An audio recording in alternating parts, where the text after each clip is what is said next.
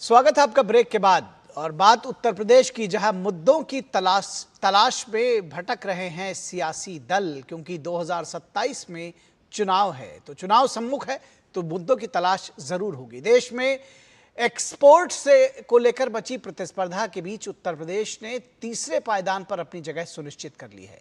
एक बीमारू राज्य के खिताब से बाहर निकलकर उत्तर प्रदेश दुनिया को निवेश करने के लिए आकर्षित कर रहा है।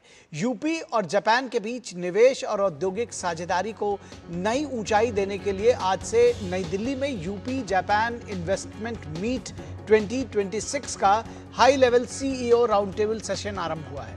3 दिनों के इस कार्यक्रम में जापान के प्रमुख उद्योग समूहों के शीर्ष अधिकारियों के साथ मुख्यमंत्री योगी आदित्यनाथ और केंद्र और प्रदेश सरकार के वरिष्ठ मंत्री और अधिकारी निवेश की संभावनाओं पर मंथन कर रहे हैं। जाहिर है, योगी आदित्यनाथ सरकार आगामी चुनाव में विकास के मॉडल को सबसे प्रमुख मुद्दा बनाने जा रही है।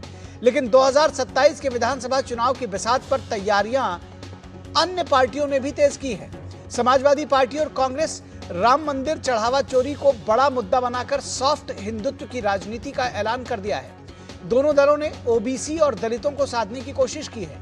वहीं बीजेपी ने अपनी रणनीति में बड़ा बदलाव करते हुए इंडी गठबंधन के सबसे मजबूत वोट बैंक मुस्लिम समुदाय में अपनी पहुंच बनाने की कोशिश की है। बीजेपी अध्यक्ष नितिन नबीन ने अपनी नई टीम में पसमानदा समाज के 2 मुस्लिम चेहरों को शामिल किया है। तारिक मंसूर को लगातार दूसरी बार राष्ट्रीय उपाध्यक्ष बनाया गया है, जबकि कुंवर बासित अली को अल्पसंख्यक मोर्चे का राष्ट्रीय अध्यक्ष बनाया गया है। जाहिर है, बीजेपी की ये टीम पश्चिमी उत्तर प्रदेश में सपा की चुनौती बन सकती है और उसकी चुनौती को बढ़ा सकती है समाजवादी पार्टी की। सपा प्रमुख अखिलेश यादव पीडीए को सबसे बड़ा चुनावी मुद्दा मानते हैं। अब उनके पी में पंडित शामिल हो गया है, तो पी से पिछड़ा या पी से पंडित, ये बड़ा सवाल है। बसपा ने अखिलेश यादव पर तंज कसते हुए इसे पब्लिक डराव अभियान, पीडीए यानी पब्लिक डराव अभियान बताया है।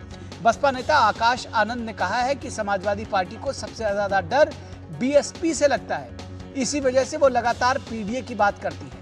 अखिलेश यादव चुनावी संग्राम में सोशल मीडिया को सबसे बड़ा हथियार मानते हैं। अखिलेश ने सोशल मीडिया पर दावा किया है कि बीजेपी अपनी हार को लेकर पीडीए के दबाव जवाब में छोटी पार्टियों को तरजीह दे रही है। उनके मुताबिक आरएलडी को 73 सीटें, सुभासपा को 39 सीटें, निषाद पार्टी को 31 सीटें और अपना दल को 19 सीटें मिल सकती हैं बीजेपी के साथ गठबंधन में।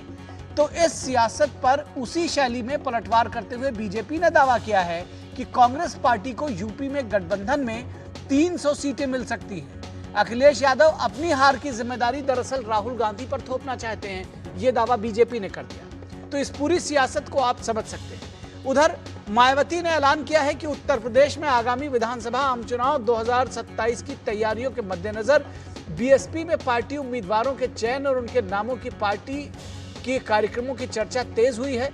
लेकिन ओम प्रकाश राजभर अपने सोशल मीडिया की धार को तेज करते हुए सपा पर जबरदस्त प्रहार कर रहे हैं। राजभर ने लिखा है कि जब से आपकी पार्टी ने आजम खान को गृह मंत्री बनाने का ऐलान किया है, तब से आपके पीडीए यानी पीट देगा अशफाक गैंग का जोश हाई हो गया है। अब आपके और आजम खान दोनों के गुंडे बेअंदाज हो गए हैं। वे घेर घेर कर प्रदेश भर के गैर यादव पिछड़ों को सताना उन्होंने शुरू कर दिया है। खासकर उनके राडार पर कुर्मी समाज के लोग हैं। तो अब बड़ा सवाल यह है कि क्या यह चुनाव सोशल मीडिया पर लड़ा जाएगा या नेता लोगों के बीच उनके मुद्दे भी सुने जाएंगे। तो सबसे पहले बात उत्तर प्रदेश के मुख्यमंत्री योगी आदित्यनाथ की, जिन्होंने राज्य के विकास को ही मुख्य एजेंडा बताया है। Japan land of the rising sun है और Uttar Pradesh land of the सूर्य वंश है। जापान के पास precision, quality, technology, research capability, manufacturing excellence, kaizen की फिलॉसफी है। तो उत्तर प्रदेश के पास skill, market, infrastructure, policy, law and order एवं एम्बिशन है। तो योगी आदित्यनाथ का ये अंदाज बहुत कम लोगों ने देखा होगा, लेकिन उन्होंने जिस तरह से जापान की तुलना उत्तर प्रदेश की है कि स्किल भी है, स्केल भी है, एम्बिशन भी है, उत्तर प्रदेश में लॉ एंड ऑर्डर भी है, तो जाहिर तौर पर वो कॉन्फिडेंस इसलिए भी आ रहा है क्योंकि उत्तर प्रदेश को बीमारू राज्य से निकालकर तीसरे पायदान पर आर्थिक तौर पर पहुंचाया है। कांग्रेस नेता इमरान मसूद तो बसपा को 200 से 300 लोगों की टोली बता रहे हैं। निष्कासित होते हैं, फिर वो वापस आ जाते हैं। 250-300 लोगों का टोला है, बस वही चलता रहता है, उसी के अंदर सब कुछ घूमता रहता है। बहन जी, अगर चीज़ों को अपना आप देखें और प्रदेश के ऊपर नज़र डालें तो उन्हें नज़र आएगा कि दलित एट्रोसिटी की घटनाएं जो हैं, दलित उत्पीड़न की, उत्तर प्रदेश में सर्वाधिक है। देश का 26% दलितों का उत्पीड़न केवल उत्तर प्रदेश में है। और बीजेपी नेता मुख्तार अब्बास नकवी ने सपा पर तंज कसते हुए कहा है कि यूपी में सपा के लिए कोई वैकेंसी नहीं है। देखो, ऐसा है कि 27 की तो बात दूर है, अभी 27 साल तक जो है उत्तर प्रदेश में कोई वैकेंसी समाजवादी पार्टी के लिए नहीं है, ये बात वो भी जानते हैं। इसलिए जो है वो अपने मुंह मियाँ मिट्ठू बनने के लिए, खुश करने होने के लिए जो है वो इस तरह की खुशफहमी जो है वो पालते रहेंगे। लेकिन उनको भी अच्छी तरह मालूम है कि 27 के चुनावी चौपाल हो या फिर 27 साल होने वाला हो चुनाव, उसमें जो है वो कोई वैकेंसी उनके लिए नहीं है। और सपा नेता शाहिद मंजूर क्या कुछ दावा कर रहे हैं, आइए उनको भी सुनते हैं। 2024 में चुनाव हुआ था, इसी पीडीए ने डबल इंजन की सरकार में पंचर कर दिया और 80 में 43 लेकर ये साबित कर दिया कि राष्ट्रीय अध्यक्ष जी का जो पीडीए का फार्मूला है वो सक्सेसफुल फार्मूला है। और उसी फार्मूले से आने वाले चुनाव में भी हम उत्तर प्रदेश की उस सरकार को जो काम के बदले में बुलडोजर चाहती है, हम हटाने का काम करेंगे। और सुभासपा प्रमुख ओम प्रकाश राजभर ने सपा को पीडीए की बदलती परिभाषा को लेकर घेरा है। अब पीडीए का मतलब है कि पहले तो पीट देगा यहीर, अब पीट देगा अशफाक। अब लखनऊ की खबर देखिए, पुलिस के साथ जिस तरह की बदतमीजी, ये समाजवादी पार्टी के नेता अखिलेश यादव जी के इशारे पर सारा काम हो रहा है। चाहे वो शिवपाल जी का बयान आजम खां जी को गृह मंत्री बनाने का हो, और चाहे अशफाक द्वारा की गई कार्रवाई, ये सब अखिलेश जी के इशारे पर हो रहा है। और इस पूरी खबर पर बातचीत करने के लिए हमारे साथ खास मेहमान जुड़ेंगे और हमारे कंसल्टिंग एडिटर विनोद मिश्रा भी इस पूरी खबर पर जुड़ेंगे। तो अपने खास मेहमानों से हम आपका तारुफ कराएंगे। सबसे पहले विनोद मिश्रा के पास हम आएंगे इस पूरी खबर पर बातचीत करने के लिए। विनोद जी, सबसे पहले तो आपको समझना चाहेंगे आपसे कि 2027 की लड़ाई जैसे जैसे सामने आ रही है तो कभी बात मुद्दों की होती है, सॉफ्ट हिंदुत्व पर उतर आते हैं, कभी पीडीए की परिभाषा बदल जाती है, बीएसपी भी अब इस पे तेजी ला रही है। वहीं बात इस बात की हो रही है कि क्या ये सिर्फ सोशल मीडिया नैरेटिव्स गढ़ते रहेंगे, लोग एसी पीसी में बैठकर पीसी करते रहेंगे, या फिर आम लोगों की बात जमीन पर उतरकर सुनी जाएगी? बहुत इंपॉर्टेंट सवाल है निखिल। आज में अगर यूपी के आप ये देखें कि यूपी के इस महाभारत में जो चुनावी संग्राम है, मुझे तो कभी कभार लगता है कि ये पूरा संग्राम सोशल मीडिया पे ही लड़े जा रहे हैं जी। क्या इंस्टाग्राम, ओम प्रकाश राजभर का कोट मैंने कहा है, उन्होंने कहा कि एसी में बैठकर पीसी करते हैं। तो सवाल ये है कि अगर आप राजनीति के रूप में अगर जनता के पास में नहीं गए हैं, जनता के बीच में अगर आप नहीं हैं, तो जनता को क्या कौन सा मुद्दा चाहिए, ये बात तो सही में वो कह रहे हैं कि एसी में बैठ के पीसी कर रहे हैं। तो आप अगर पब्लिक के बीच में नहीं हैं, उनके सरोकार में नहीं हैं, और आप मुद्दा पीडीए का दे रहे हैं या कोई भी पार्टी इस तरह के मुद्दे को लोगों के बीच में दे रही है, तो ऐसा कम ही होता है कि आप मुद्दे को थोपे पब्लिक में कि ये मुद्दा है। इम्पोर्टेंट ये है कि आज का यूपी कहाँ है। तो निखिल, आज जब मैं देख रहा था कि अगर जापान से आए हुए सीईओज का जो यहाँ कॉन्फ्रेंस हो रहा है, 3-4 दिन का ये कॉन्फ्रेंस है, और एक बड़े स्तर पे यूपी में इन्वेस्टमेंट का, जापान के इंडस्ट्रीज़ का, यहाँ पे एक निवेश का एक बड़ा सा एक बन रहा है। तो अब आप देखिए कि बदले दौर में अगर 10-12 सालों में, जैसा योगी आदित्यनाथ दावा करते हैं कि एक बीमारू स्टेट से निकाल के यूपी को उन्होंने देश में और अंतर्राष्ट्रीय स्तर पर एक पहचान दी है। आज अगर एक्सपोर्ट में भारत का जो एक्सपोर्ट जंपिंग है उस एक्सपोर्ट में अगर उत्तर प्रदेश तीसरे स्थान पे है, तो आप बताइए कि यूपी में ऐसे मुद्दे कहाँ चलेंगे? क्योंकि आप इस मुद्दे को समझ नहीं रहे हैं कि जमीनी सरोकार जो लोगों को विकास से है और एक एस्पिरेशनल स्टेट किस तरह से डेवलपमेंट को एक अपना सबसे एक प्राइमरी ऑब्जेक्टिव माना है, चाहे वहाँ लोग हों या जो बिजनेसमैन हो या इंटरप्रेन्योर्स हैं या जो भी लोग हैं। तो अब सवाल है कि आप एक नैरेटिव्स लाते हैं। अब जब नैरेटिव्स लाते हैं तो नैरेटिव्स का जवाब राजभर जी सुबह सुबह आपको देते हैं जी। ये आप अगर मायावती की पूरी पार्टी देखिए तो वो भी सोशल मीडिया पे एक्टिव है। तो ये पूरा खेल अभी सोशल मीडिया पे है। देखना यह है कि सोशल मीडिया से उतरकर, अभी फेसबुक, ट्विटर और इंस्टाग्राम से उतरकर ये पॉलिटिकल पार्टी कब तक मैदान में जाते हैं, कब तक वहाँ लोगों के बीच में जाते हैं। क्योंकि जब तक ये मैदान में जाएंगे तब तक योगी आदित्यनाथ कम से कम कई दौरे जो है वो कर चुके होंगे, जनपद स्तर तक और ब्लॉक के स्तर पर। बिल्कुल, लेकिन एक बात और सामने आती है कि आखिर जो आम लोग हैं वो भी इस मतलब जो जिसको कहते हैं कि सबसे इंपॉर्टेंट तो वही है, उन्हीं को रुझाने के लिए, उन्हीं को लुभाने के लिए सारा काम किया जा रहा है। और अगर उनके बीच में ही नहीं पहुंच रहे हैं, उनका रिस्पांस कैसा होना चाहिए? क्योंकि सीधी सी बात है कि जो चीजें बदल रही हैं वो उनके लिए बदल रही हैं। लेकिन सबसे बड़ा इंपॉर्टेंट चीज ये होता है लोगों के जीवन में, वो होता है अपने से सरोकार और दूसरा रोजगार। आज अगर आप यूपी की हालत देखें कि अगर कोविड के बाद जो लोग वापस आए उत्तर प्रदेश में, चाहे वो गांव में या शहर में, अपने अपने लोगों के बीच में, क्या वो फिर वापस गए? तो आपको ये देखना पड़ेगा कि उसमें से मैक्सिमम लोगों को यूपी ने अपने अंदर में एडजस्ट किया। सरकारों की योजनाएं हो या उनका अपना जो स्किल था, लोगों ने काम शुरू किया और लोग वहाँ पे अपना जीवन यापन शुरू किया है। तो अगर यूपी का जो इंफ्रास्ट्रक्चर है आज, जो उत्तर प्रदेश देश के सबसे बड़ा आप कह सकते हैं कि उस तरह का अभी एक्सप्रेसवे बनाने में और एक्सप्रेसवे के नेटवर्क बनाने में यूपी नंबर 1 है। अगर आप देखते हैं कि 24/7 बिजली के मामले में हो तो यूपी नंबर 1 है। अगर आप देखते हैं लॉ एंड ऑर्डर के मामले में तो यूपी नंबर 1 है। इस तरह चीज़ें अगर योगी आदित्यनाथ अपना एक कॉन्फिडेंस देते हैं उत्तर प्रदेश को लेके, तो जापान के सहित और कई देश के जो लोग हैं, अगर आप देखिए कि पूरे मोबाइल मैन्युफैक्चरिंग में यूपी अगर देश की बात करेंगे तो नंबर 1 है।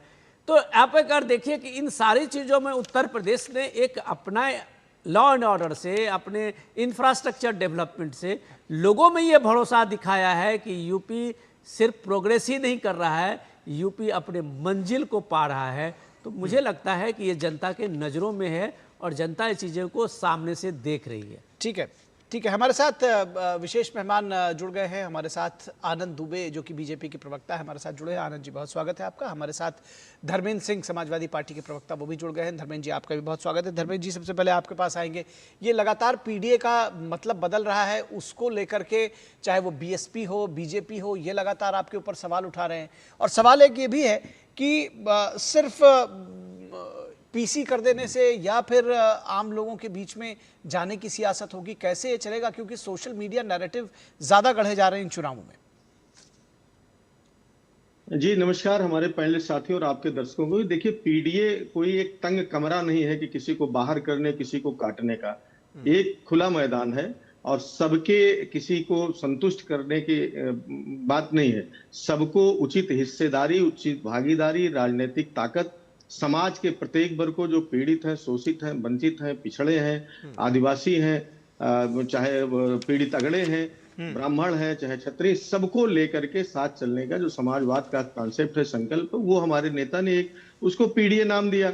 और उसमें जो भी लोग जो सरकार से जो उत्पीड़ित लोग हैं, जो कुछ एक लोग सत्ता की जो मलाई खा करके बाकी लोगों का हक और हुकूक को पीछे दबा के रखे हैं, किनारे रख दिए हैं, उनको सबको साथ ले आकर के सकारात्मक रूप से उत्तर प्रदेश को विकास के पथ पर ले जाना, परिवर्तन के पथ पर ले जाना, ये हमारे नेता का संकल्प है। उसमें विशेष रूप से जो सामाजिक न्याय की बात है, जिसमें जो वंचित लोग रह गए, पीछे के लोग रह गए हैं, उनको मुख्य धारा में ले आने का प्रयास करना, ये जो इसकी मूल भावना है।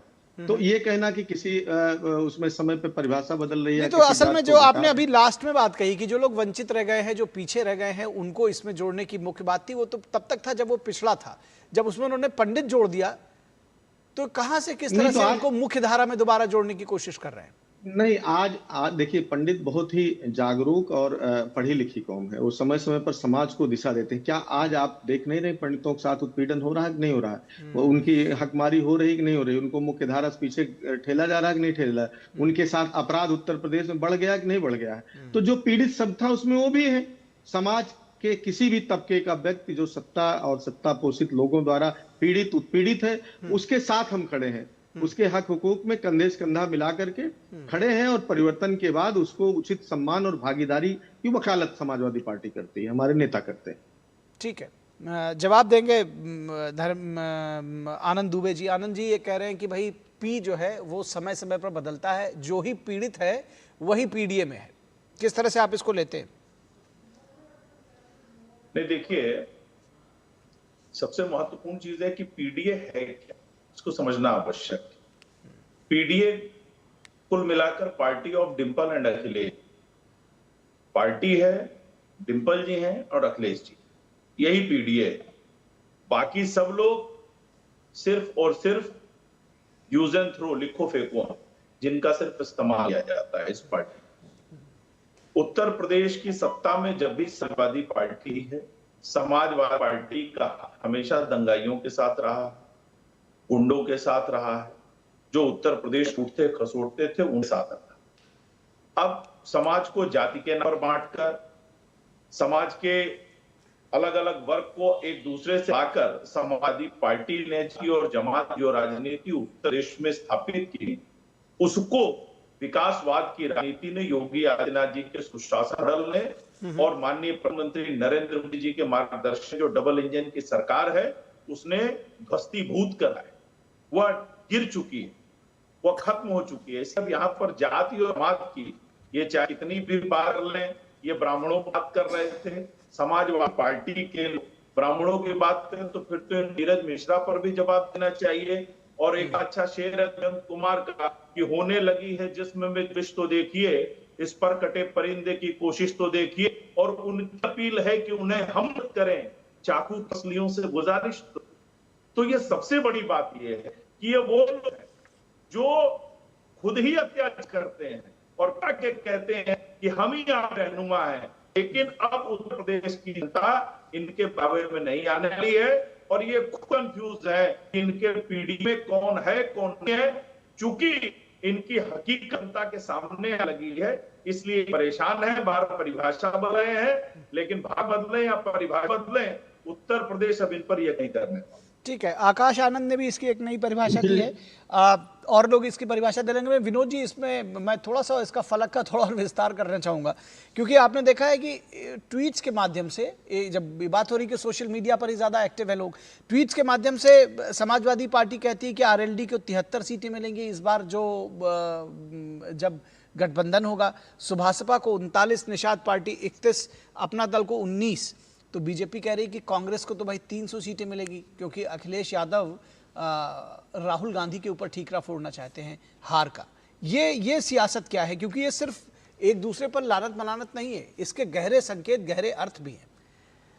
लेकिन यही मैं आज का हम लोगों ने इस बात की चर्चा शुरू की थी कि आखिर पॉलिटिकल पार्टी के रूप में अगर अखिलेश यादव बीजेपी के सीटें बांट रहे हैं तो जाहिर सी बात है कि उनका मैसेज साफ साफ है कि वो और जो बीजेपी के साथ छोटी छोटी पार्टियां हैं उनको ये बताने के लिए कोशिश कर रहे हैं कि तुम्हारी कम से कम बीजेपी में इतनी सीटें लेने की हैसियत है, चाहे वो सुभाषपा हो या आरएलडी हो, वो सबके नंबर ऑफ सीट दे रहे हैं। तो बीजेपी ने आज उनका जवाब दिया है कि कांग्रेस पार्टी को 3 से सीटें मिलने जा रही है, क्योंकि ये हार की जिम्मेदारी अखिलेश जी नहीं लेंगे और राहुल गांधी पे थोपेंगे।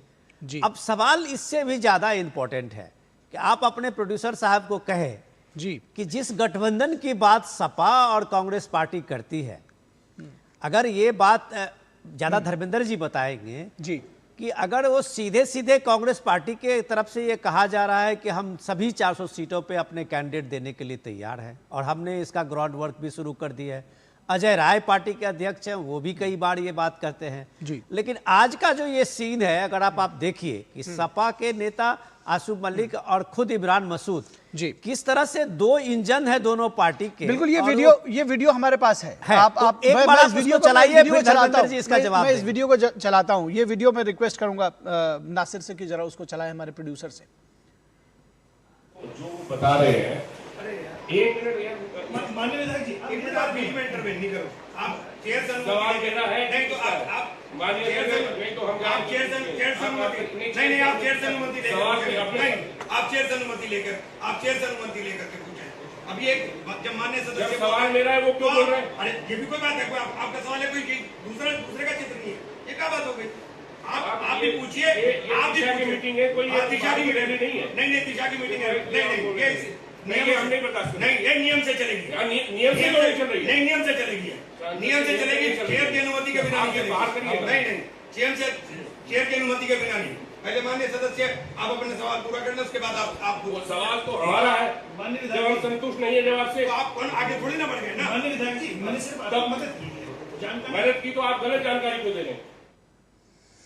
ये दो सहयोगी हैं आपस में, कांग्रेस और समाजवादी पार्टी के। विनोद जी, जिसका आप जिक्र कर रहे थे, वो वीडियो हमने चलाया सहारनपुर में दिशा की बैठक का है।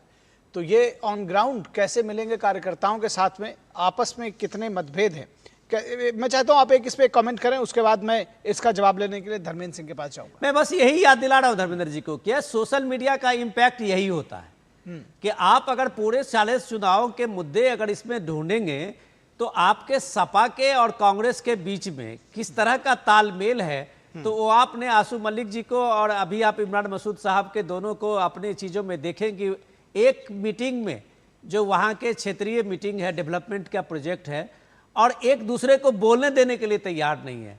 तो इस तरह के गठबंधन आगे क्या भूमिका निभाएगी, ये बात तो क्या भूमिका निभाएगी धर्मेंद्र जी, इस तरह के गठबंधन जहां पर नेता और दोनों आपके बड़े फायर ब्रांड नेता है, चाहे वो सपा विधायक आपके विधायक हैं आशु मलिक जी, उनका अपना रुतबा है, उनका अपना जलवाए जलाल है आपकी पार्टी में, और कांग्रेस सांसद इमरान मसूद, आप देख रहे हैं कि वो बोलने नहीं दे रहे हैं, दिशा की बैठक चल रही है, और आप कह रहे हैं कि भाई आप लोगों ने जो दिया है सीटें ना 162 सीटें आप लोगों ने दे दिया, तो सब जो जिसको कहते हैं बीजेपी की सीटें आप ही लोग बांट रहे हैं। नहीं निखिल जी, हम दोनों तीनों सवालों का जवाब देंगे, उस पर आएंगे जो दिशा की बैठक में है। उसके पहले भारतीय जनता पार्टी के साथ ही पीडीए की परिभाषा बता रहे थे, लेकिन ये भूल गए जिस तरह से गुजरात के दो लोग आकर के पूरे देश की संपत्तियों को, और उसमें ये भी पीड़ित हैं, चाहे अयोध्या हो, चाहे वाराणसी हो, चाहे मथुरा हो, हर जगह जो गुजराती ABCD कंपनी है, अडानी अंबानी और जयशाह की, जिस तरह से पूरे देश को सीईओ की तरह चलाना चाहते हैं, उसमें विशेष रूप से हमारे आनंद भाई जैसे तमाम साथी हैं जिनको वहां अनुशासन में रहना पड़ता है, और तमाम मुख्यमंत्रियों को सुबह पर्ची से जो है खोल दिया जाता है। वो डेमोक्रेसी की बात करते हैं, पीडीए की परिभाषा देते हैं। अरे हमारे पीडीए क्या है, उसमें कौन लोग हो हम बता रहे हैं, और 24 में जनता ने उसी पीडीए को स्वीकार किया, और 27 में आपको उत्तर प्रदेश से बाहर का रास्ता दिखाने जा रही है। क्योंकि झूठे आंकड़े, कागज पर जापान का डेलीगेशन और जमीन पर एक भी काम नहीं, ये पूरे उत्तर प्रदेश का नौजवान हो, किसान हो, आधी आबादी हो, छात्र हो, सब देख रहा है। वो उस आपके कार्यों का जजमेंट करने का समय आ गया है, वो भी तब डबल इंजन, ट्रिपल इंजन की, केंद्र की तीसरे कार्यकाल की, यूपी की 2 कार्यकाल पूरा करने के बाद अब समय हिसाब देने का आ गया। किसान की आय दोगुनी क्यों नहीं हुई, नौजवान को नौकरी क्यों नहीं मिली, आधी आबादी सुरक्षित क्यों नहीं हुई, मेट्रो स्मार्ट सिटीज कहाँ चली गई, इस सब का समय आ गया है। किसानों की फसलों का दाम कहाँ क्यों नहीं दे पाए, क्यों समर्थन मूल्य नहीं दे पाए, की गारंटी नहीं दे पाए, वो सारा सवाल अब आपसे पूछा जाएगा। दूसरी बात देखिए, लोकतंत्र में विशेष रूप से सदन में यही तो खूबसूरती, हम कहते थे पार्लियामेंट में अगर प्रधानमंत्री जी, गृह मंत्री जी आते और सारे सवालों का इसी तरह जवाब देते, सुनते, बोलने से रोकने का प्रयास करते और फिर बाहर गले मिल करके जाते, तो यही डेमोक्रेसी है, जहां जो उचित फोरम, आखिर वहां पर सवाल जनता का ही पूछा जा रहा। चाहे आदरणीय आशु मलिक साहब सवाल पूछ रहे थे तो जनता जुड़े हुए सवाल थे, वो नियम का कांग्रेस के लोगों ने उनको बोलने नहीं दिया। नहीं, मैं कहता रहा हूं वो अपना नियम का हवाला दे करके उनको समझाने का प्रयास कर रहे थे। तो ठीक है, स्वस्थ संवाद होना चाहिए। हम लोग इंडिया गठबंधन में साथी हैं, और आपने देखा ही कि पिछले चुनाव में कितना शानदार तरीके से हम लोग साथ लड़े, किसी भी प्रकार का कोई मतभेद नहीं। हमारे नेता ने बड़े दिल से कहा था कि हमारे यहाँ गठबंधन में जो हमारे साथी रहते हैं, भारतीय जनता पार्टी नहीं है कि जिसको साथ मिलाते हैं उसका अस्तित्व। तो धर्मेंद्र जी, मेरा सवाल निखिल, मैं माफी चाहूंगा, महाराष्ट्र, धर्मेंद्र जी आपसे बहुत आप अच्छी बात कह रहे थे, मैं सिर्फ निखिल से परमिशन लेके आपसे एक सवाल पूछ रहा हूं, ये कांग्रेस जरूरी है या मजबूरी है आपके लिए?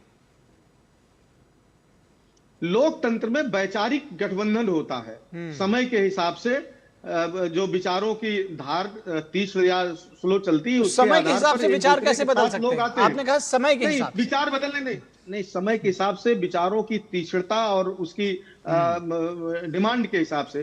और इस समय न मजबूरी है न जरूरी है, हम दोनों लोग वैचारिक रूप से एक साथ हैं। इंडिया गठबंधन में साथ है, इसके पहले चुनाव लड़े और अभी कंटिन्यू है।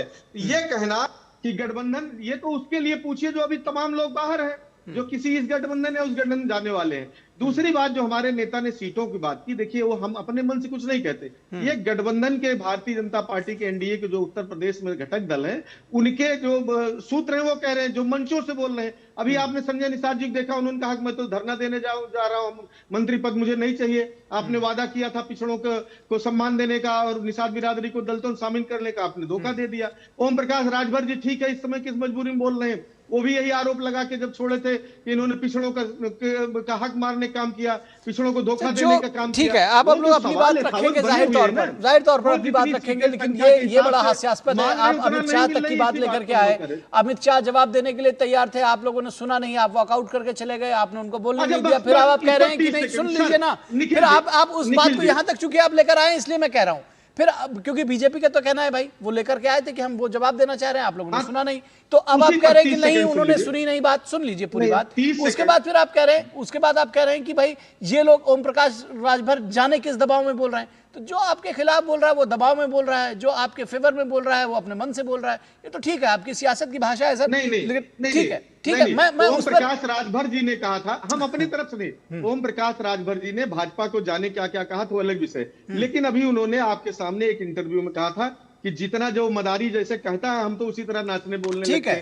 जो सर, कांग्रेस को समाजवादी पार्टी ने, और समाजवादी पार्टी ने कांग्रेस को जाने क्या क्या कहा था वो भी अगर आप कहेंगे तो, और सबको पता है, तो इसलिए जो आपने कहा ना कि ये किसने किसको क्या कहा था गठबंधन में, आपने कहा समय के हिसाब से गठबंधन बदलता है, और यही शायद आज के राजनीति की सबसे बड़ी विद्रूपता और सबसे बड़ी सच्चाई है कि आपने ये बात खुद कह दी, भले ही अनजाने में कही कि समय के साथ गठबंधन। आपने कहा विचारों और समय, तो विचार तो खैर मिलते हैं नहीं मिलते मैं नहीं जानता, लेकिन समय जरूर इसको साथ में लेकर के आया है।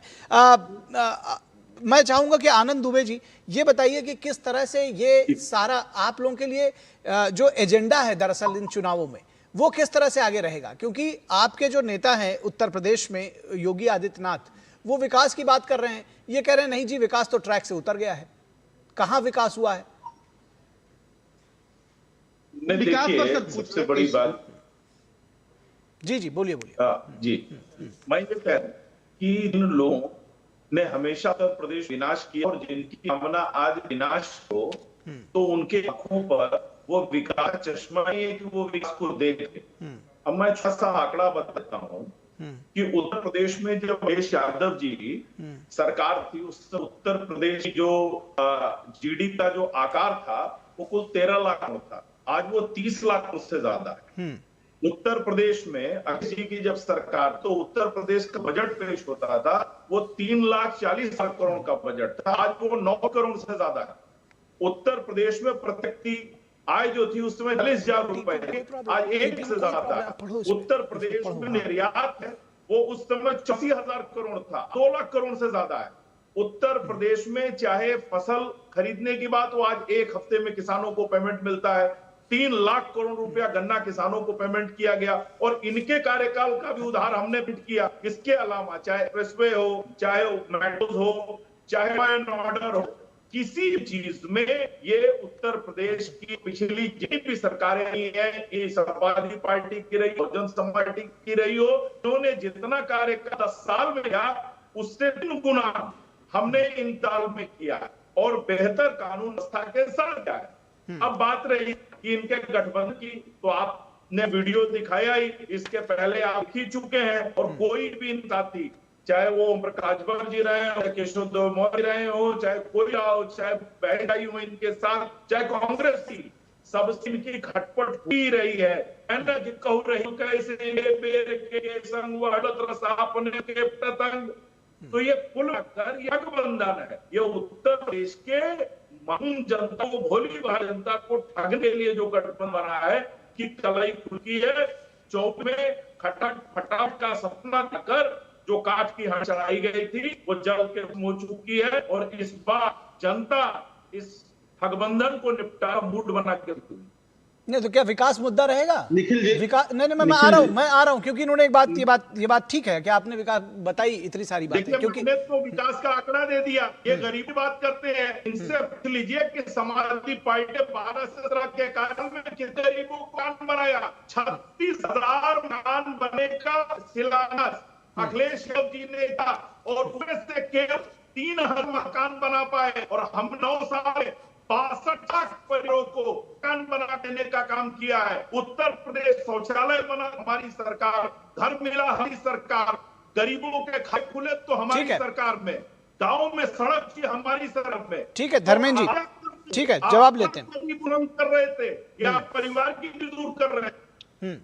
धर्मेंद्र जी, नहीं, मैं बिंदुवार आनंद जी को सुन रहा था, तीनों इनके मुद्दे पर गठबंधन और ठगबंधन किसको कहते हैं। जब आनंद दुबे जी की फर्जी राष्ट्रवाद की बात करने वाली पार्टी और जाकर के पीडीपी से जो पाकिस्तान परस्त है, सेपरेटिस्ट की बात करती है, उससे मिलकर सरकार बनाते हैं तो उसको ठगबंधन कहते हैं। गठबंधन धर्म किसको सिखा रहे थे? जब जो इनके साथ रहता है उसकी पार्टी खा जाते हैं, उसका अस्तित्व मिला जाते हैं, जो महाराष्ट्र और पंजाब में देखने को मिला। ये गठबंधन धर्म पे हमको ज्ञान दे रहे हैं। अरे हमारे साथ जो आया ठीक है, समय पे छोड़ के चला गया, हमने किसी का नुकसान नहीं किया, न कड़ी बात बोली, न उसकी पार्टी को तोड़ने मिलाने काम किया। ये बेईमानी आप अब साथ मिला करके निपटाने वाला काम भारतीय जनता पार्टी करती है। दूसरी बात, मैं बड़ी जिम्मेदारी से, डेवलपमेंट किसे कहते हैं आप बता दिए, 2 गुना 3 गुना हो गया, उसके सापेक्ष कर्ज 4 गुना हो गया, ये भी बताना चाहिए था। प्रति व्यक्ति आय में आप कहां, ये भी बताना चाहिए था। और मैं बताऊं 12 से 17 में करीब 7 जी, अब सुन लीजिए, आप नोट कर लीजिए, बताइएगा। 7% की दर से राज्य का सकल घरेलू उत्पाद बढ़ा, जीएसडीपी 7% 12 से 17 के बीच में, और 17 से 25-26 के बीच में 6% के दर से बढ़ा। किसका रेशियो ज्यादा था? अब ये कितना हो गया? और दूसरी बात मैं कह रहा हूं, हमारे समय में एचसीएल जैसी, टीसीएस जैसी कंपनियां, चाहे नोएडा हो, गाजियाबाद हो, चाहे लखनऊ के अंदर एचसीएल तैयार हुई, सीजी सिटी हुई, जहां पर हमने केवल ईंटा नहीं रखा, केवल कागजों पर एमओयू नहीं किया, वो जमीन पर उतार के बताया और लोगों को नौकरियां दिख रही है वहां जाकर के। उसी समय बहुत कम रह गया, मैं जल्दी से, लंबा कार्यकाल मिला, 9 साल का, आपने उपलब्धि के नाम पर आपने, ठीक, आपका पॉइंट आ गया सर, अब समय बहुत कम रह गया। आनंद दुबे को रिस्पॉन्ड करने दीजिए, आनंद दुबे रिस्पॉन्ड करिए। आपके समय में तेज हवा से पुल उड़ गया, ठीक है आपके समय में चूहे पुल, अरे सर आपके समय में भी बहुत सारी चीजें हुई, अब इतनी लंबी तो मत आइए सर। अरे जवाब तो सुनिए, जवाब सुनिए। ठीक, आनंद दुबे जवाब दीजिए, आनंद दुबे जवाब दीजिए। इन्होंने फैक्ट्रियों की बात की, सैमसंग का डिस्प्ले यूनिट हमारी सरकार है, बगल में ले जाइए थोड़ी दूर पे इधर में लखनऊ से ब्रिटानिया की फैक्ट्री बाराबंकी में हमारी सरकार है, ऑस्ट्रेलिया वुड सेंटर में हमारी सरकार है, पेप्सा प्लांट मथुरा हमारी सरकार है, बर्जर पेंट फैक्ट्री हमारी सरकार, बॉबलेस कार्ड फैक्ट्री हमारी सरकार में। उत्तर प्रदेश में हर जिले में ओडीपी के जरिए उत्तर प्रदेश सशक्त करने का काम वन डिस्ट्रिक्ट वन प्रोडक्ट जरिए किया। आपने तो डिस्ट्रिक्ट माफिया, वन डिस्ट्रिक्ट ना आपने कमाल कर दिया। ठीक है, बीच में मत बोलिए भाई, बीच में बहुत अच्छी डिबेट की है सर। धर्मेंद्र जी आपने अपना पॉइंट रखा। धर्मेंद्र जी ठीक, टांडा जो है कपड़ा उद्योग, आखिरी कमेंट पे आते हैं।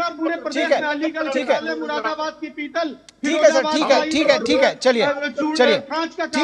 ठीक है, चलिए इस पर एक दिन विकास पर बहस करा लेंगे। अरे जल्दी करा लेंगे सर, चलिए धर्मेंद्र जी आपको बुलाएंगे, विकास पर बहस करा लेंगे, बिल्कुल एक दूसरे का जवाब दीजिएगा। मैं चाहता हूं आखिरी कमेंट विनोद मिश्रा जी, बहुत शॉर्ट में सर। मैं धर्मेंद्र जी, मुझे बहुत अच्छा लगा आप दोनों का आज का डिस्कशन, सच में बहुत इंपॉर्टेंट था हम लोगों को भी सीखने समझने के लिए।